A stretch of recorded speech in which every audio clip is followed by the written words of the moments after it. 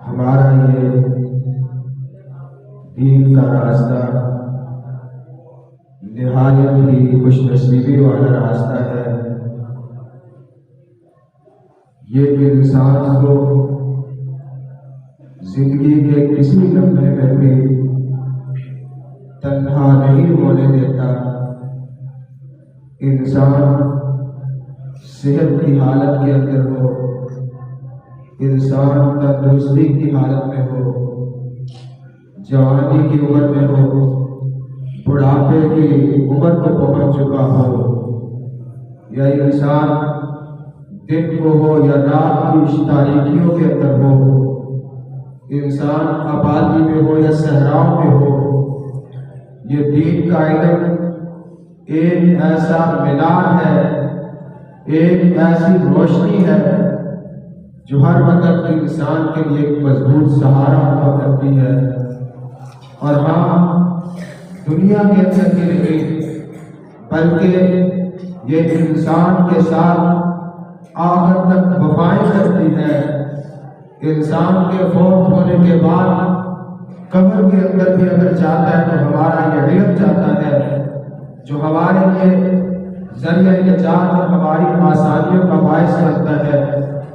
قبر کے اندر بھی، حشر کے اندر بھی، اور آخرت کے منازل تک، آخرت کے درجات تک یہ قرآن کریم اور محبوب پیغمبر صلی اللہ علیہ وسلم کے فرامین ہمارے ساتھ رہتے ہیں۔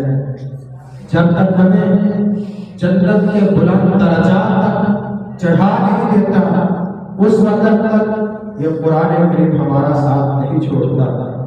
مشہور احادیث آپ نے سنی ہوگی، رسول اللہ صلی اللہ علیہ وسلم نے فرمایا کہ آپ قبر کے اندر دو خوبصورت چیزیں انسان کے پاس آ جاتی ہیں اور انسان کا عذاب سے دفاع کرتی ہے، یہ قرآن اور یہ روزہ ہوتا ہے۔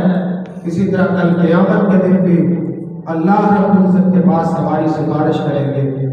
حضرات، لیکن اس راستے کے اندر نہایت مشکلات، مصیبتیں، تکلیفیں، آزمائش اور پریشانیاں آتی ہیں، اور یقیناً یہ ہے ہی مصیبتوں اور پریشانیوں والا راستہ۔